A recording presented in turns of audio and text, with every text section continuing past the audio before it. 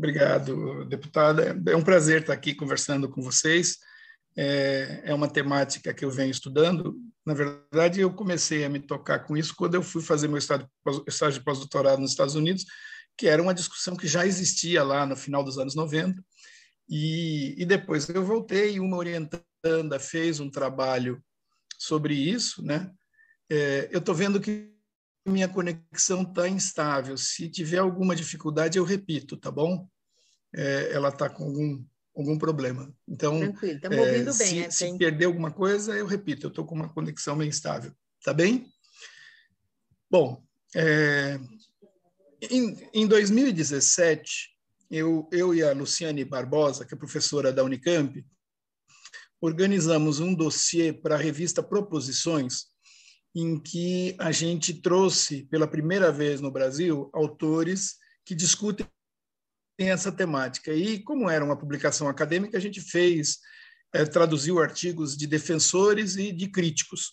Mas eu acho que é um dossiê que sintetiza um pouco o debate, inclusive nos Estados Unidos, no Canadá e tal, né? Eu vou fazer aqui algumas observações e espero que contribua para o debate de vocês. Na reunião que a Amped organizou na semana passada, o Salomão fez uma leitura bastante, o Salomão Ximenes, da UFABC, fez uma leitura bastante cuidadosa do que o STF decidiu. Então, acho que vale a pena, porque o STF estabeleceu algumas restrições, né? Então, vale a pena dar uma olhada nessa filigrana jurídica. Eu não vou tratar do ponto de vista jurídico, mas eu tenho ficado muito impressionado que nesse debate jurídico nunca se mencionou o parágrafo 3º do artigo 208, que diz que o Estado é responsável por fazer o censo e a chamada à matrícula dos que estão ausentes. Quer dizer, isso me parece um texto que tem muita força contra a história do homeschooling. Mas como eu não sou advogado, é só uma curiosidade. Eu organizei em partes minha apresentação, mas eu queria ainda falar uma outra coisa que seria introdutória, que é essa Associação Nacional de Educação Domiciliar, que é, na verdade, quem congrega os defensores do homeschooling, ela diz ter organizado 5.000 famílias em torno disso, mas não existem dados precisos disso, né? Agora, o que eu queria chamar a atenção no caso dela é que ela tem sido assessorada pela HSLDA, que é Homeschooling Legal Defense Action, ou Association, uma coisa assim, americana, que é, na verdade, dando suporte material e de proposições e tal. Então, nos encontros deles, a HSLDA participa ativamente, que é uma coisa para se explorar, porque é claramente uma interferência estrangeira no país, né? Bom, organizando, então, os debates, eu queria começar com uma coisa que a senhora já mencionou e que é muito importante. Não se trata de uma política universal, né? Apenas os que têm condição de educar seus filhos em casa é que poderão fazê-lo. O que já coloca isso como uma política de exceção, né, para atingir alguns. Nós não temos um estudo no Brasil que identifique claramente quem é o defensor do homeschooling. Nos Estados Unidos existem. Eu vou citar 2 estudos aqui que, na verdade, eles são coincidentes e são muito interessantes para identificar isso. Um é da Cariani e Kevin Wellner, de 1999. O Wellner é da Universidade da Pensilvânia. Ele diz o seguinte, que os defensores do homeschooling são brancos, cristãos, entendido aí como fundamentalista, e uma população monolítica, no sentido de que não quer submeter seus filhos a uma diversidade de concepções. E mais recentemente, a Elizabeth Bartolet, que é de Harvard, fez uma pesquisa também grande e publicou esse ano, de 2020, o trabalho, na Arizona Law Review, em que diz que os defensores do homeschooling, ela chama assim de... Oi? É alguém que ligou o microfone não, tudo bem. equivocadamente. Não, tá bem. Eu pensei que estava com alguma dificuldade de me ouvir. E ela chama a atenção que eles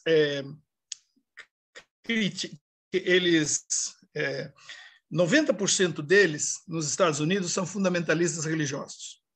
E eles se ancoram em 3 ideias: questionam a ciência, promovem a subserviência feminina e defendem a supremacia branca. Então, é muito interessante, porque é uma visão ultraconservadora que se encaixa num discurso liberal de negação do Estado, né? Porque a aparência desse debate vem com uma negação do Estado. O Bruce Arai, que é um pesquisador canadense, ele diz que, na verdade, são grupos que buscam manter-se afastados do convívio comum. E, nessa perspectiva, eles se chocam com a ideia da escola republicana, porque a escola republicana é entendida como aquela escola de todos, em que seria promovido o aprendizado, né, do convívio com a diversidade, da tolerância, do bem comum, e isso, eles, na verdade, eles se contrapõem a isso, né? Então, isso me leva para o segundo ponto, que é o argumento da socialização, que, na verdade, é o argumento mais forte do ponto de vista de concepção de educação que nós temos contra essa proposta. Por quê? Porque quando esse grupo se afasta, digamos assim, do convívio permitido pela escola republicana, ele afasta seus filhos da perspectiva de dialogar com o diferente, de estabelecer bases de convivência numa sociedade comum. O argumento que eles usam é que pode se propiciar aos filhos de homeschooling outros espaços de socialização. Até o ministro da Educação esses dias falou que um espaço possível seria a igreja. Assim, eles citam também clubes, grupos de pais de homeschooling. O que é importante ressaltar é que esta convivência é dentro do segmento deles, ou seja, ele nega a possibilidade de um diálogo mais plural, né? Inclusive, a Elizabeth Bartolet fala o seguinte, que eles negam aos seus filhos a educação com um significado mais substantivo e o seu direito de ser protegido de potencial abuso, né? Ela chama a atenção, um dado que ela traz, é que nos Estados Unidos mais de 90% das denúncias de abuso parental são feitas por professores. Então, você privar essa possibilidade também é uma questão uma questão que vale a pena mencionar. Então, nessa questão da socialização está o cerne da diferença. Quer dizer, quando a gente pensa numa educação que visa promover a tolerância e a cooperação e, portanto, pressupõe a convivência dos diferentes, eles se recusam a isso, né? Um terceiro argumento que aparece, que acho que é interessante chamar a atenção, é o chamado argumento do elitismo. Por quê? Só os que podem contribuir para a melhoria do espaço comum, os que podem contribuir para a melhoria do espaço comum, que são aqueles mais escolarizados, se abstêm de participar dele. Ou seja, eu não quero ajudar a melhorar a escola de todos, eu vou preservar um espaço para o meu filho. E, portanto, de novo, aparece essa ideia de que o homeschooling só pode ser realizado por quem tem condições de educar em casa. Ou não. Isso também é uma questão interessante, que em nome do fundamentalismo religioso, eles muitas vezes preferem se afastar os filhos do convívio comum, mesmo que colocando em risco o aprendizado dessas crianças. Nos Estados Unidos, tem um debate muito interessante com os Amish. Amish, eles são uma seita anabatista, que está naquele filme A Testemunha, né? Que eles vivem segundo o Antigo Testamento. E, portanto, eles vivem na sociedade deles, não pode ter motor elétrico, luz elétrica, motor de combustão e tal, então eles usam carroça e etc. Quando começaram as leis de de escolarização obrigatória nos Estados Unidos, eles arrumaram uma escola comunitária, que era o seguinte: alguém que sabia ler ensinava os demais. Mas aí teve uma série de conflitos quando começou a se estender a obrigatoriedade da escola média, porque daí já não dava mais para fazer na escola comunitária, eles tinham que ir para as cidades, os pais se recusavam, e aí sofriam processos de abandono intelectual. E é a única exceção admitida pela Suprema Corte americana é o caso do Zemich, porque aí, quando confrontou-se na Suprema Corte o debate sobre o direito à educação e o direito à opção religiosa, como na Constituição da Sociedade Americana o direito à opção religiosa é a emenda número 1, a Suprema Corte disse que no sistema jurídico americano isso tinha mais peso. Então, é a única exceção que eles admitem, mas esse é um exemplo interessante de que eles abrem mão, inclusive, do saber necessário para viver na sociedade, em nome do exclusivismo de formação religiosa, de não contaminar os seus filhos com outras ideias, etc. Outro ponto que é importante a gente bater é que essa proposta acirra a desigualdade. Por quê? Porque nós temos uma desigualdade social que se reproduz, grosso modo, na educação. A escola cumpre um papel de redução destas desigualdades do ponto de vista educacional que é importante. Ou seja, nós temos toda uma longa tradição de estudos que vão desde o relatório Coleman, depois o Heinemann, enfim, você tem toda uma tradição de estudos que mostra que nos países pobres e nos países com muita desigualdade, a opção de redução da desigualdade é a escola. Ou seja, a escola tem um sentido para as populações mais pobres fundamental. Quer dizer, quando você nega a escola para uma parte, você está deixando que a desigualdade reproduza basicamente a desigualdade social, sem nenhuma possibilidade de você ter uma ação do Estado que reduza essa desigualdade. E, digamos, na estrutura que nós vivemos, a educação, inclusive no ideário liberal, né? A escola desempenha um papel importante nessa redução da desigualdade. E, nessa perspectiva, é um contrassenso. O outro ponto que é interessante a gente mencionar nesse debate é o debate sobre de quem é o direito à educação. E isso é interessante porque, no caso brasileiro, remonta já ao Manifesto dos Pioneiros. Né? Já na Constituinte de 34, o José Eduardo Prado Kelly, que era uma espécie de porta-voz dos pioneiros na Constituinte, ele chamava a atenção para isso, ele dizendo o seguinte: o sujeito do direito à educação é a criança, e, portanto, o pai não pode privá-lo disso. Por isso que tem o crime do abandono intelectual, porque não é uma escolha do pai dizer que o filho não vai estudar. Né? Ou seja, o Estado, neste caso, tem condições de se sobrepor à escolha da família. A obrigatoriedade está ancorada nesta ideia. O sujeito do direito é a criança e, portanto, o Estado tem que tomar as medidas para garantir que esta criança tenha a educação mais completa possível. E isso é interessante, porque quando você vai discutir do ponto de vista de fundamentos, eles se insurgem exatamente contra isso, dizendo que o direito da educação é do pai. Né? E aí tem uma questão interessante que eu acho que vale a pena a gente recuperar. Por exemplo, a primeira vez que o homeschooling chegou quando teve aquele caso de Goiás lá, da família do procurador, que depois foi ao CNE, o Ulisses Panicet era o presidente do CNE e ele fez o relator contrário. Então, a única vez que o CNE apreciou o caso, o CNE se manifestou contra. E o Panicet tem uma passagem que ele diz o seguinte: a educação não é direito da família, ela é apenas responsável por assegurar as condições para que seus filhos aprendam. Ou seja, esta ideia do sujeito do direito foi absorvida quando isso foi debatido no CNE. E mesmo depois, quando eles recorreram para o STJ, a primeira decisão do STJ sobre o homeschooling, que foi aquele placar de 6-1 ainda, por volta de 2001, também recebeu essa ideia de que, no Brasil, o direito à educação é o direito à educação escolar.